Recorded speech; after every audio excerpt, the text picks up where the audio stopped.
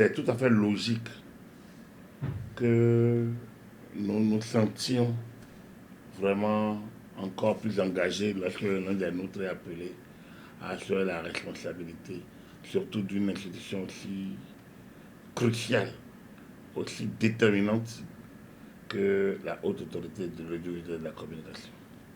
Donc c'est des sentiments de joie, de fierté et sans doute donc, de reconnaissance au chef de l'État. Il y a un certain temps, depuis des années, nous souhaitions que l'ACRE soit en fait confiée à un professionnel des médias, parce qu'on a eu que la première mandature qui a été dirigée par M. René Dossa, qui était un journaliste, mais qui a été qui a occupé plus des fonctions politiques que la presse. Donc enfin, je me disais que si l'un d'entre nous devait repartir à la HAC, si on a un gars de ma promotion qui devait aller à la HAC, il faudrait au moins qu'on ait vraiment un poste assez décisif. Donc, Edouard, par contre, il a été déjà vice-président de la HAC.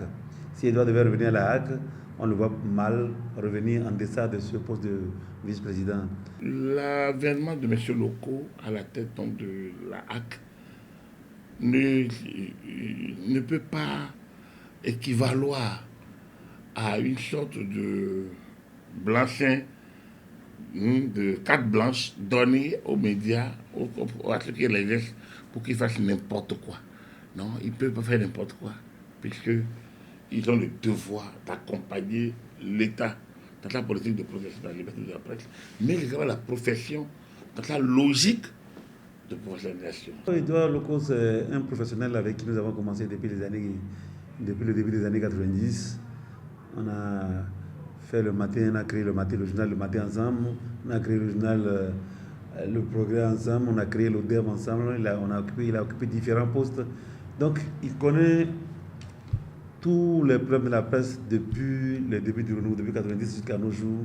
Et au-delà de ça, humainement parlant, c'est un rassembleur, c'est un gars qui aime écouter, qui est à l'écoute des autres et qui peut rassembler, qui peut faire beaucoup de choses pour la donc. Les défis à relever sont déjà une sorte de lettre de mission que le président de Talon avait remise à la HAC, 6e mandature, lors des semaines de vœux en janvier 2023, lorsqu'il lui demandait de lancer des réformes innovantes et impactantes pour le secteur.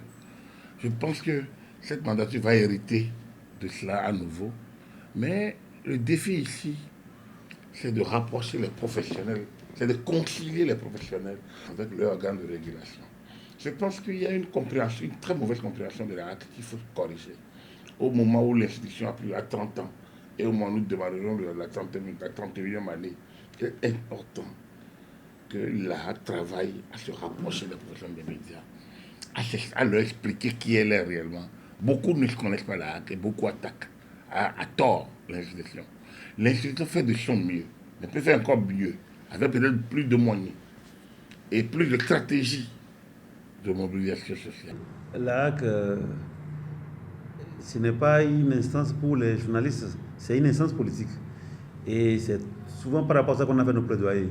Pour cette fois-ci, on a seulement Edouard. C'est vrai, on a aussi Badri Chibazou qui est un des nôtres, mais on a aussi deux professionnels des médias. On a le technicien de l'audiovisuel, on a le géant de l'audiovisuel, et apparemment, il paraît qu'il y a un cinquième. Donc, mais déjà, on a 4 sur 9. Je crois qu'il y a 4 sur 9. Les professionnels des médias peuvent déjà peser sur la décision cette fois-ci, mieux que par le passé. Parce qu'on a vu dans la précédente HAC, la HAC de Nata, la HAC dans laquelle Edouard était déjà vice-président, il y avait déjà près de 4 ou 5 journalistes. On a vu qu'on a pu progresser, faire du chemin par rapport à cette HAC-là. La HAC sortante a eu moins de journalistes. Et on a vu ce que ça a donné, les HAC précédentes. Mais cette fois-ci, déjà avec une base de 4 professionnels, certains parlent de 5, on n'a pas encore tous les données. Sur 9, je crois que c'est déjà, on pourra peser, les professionnels des médias à ce niveau-là pourront déjà peser pour des avancées notables, bénéfiques pour la profession.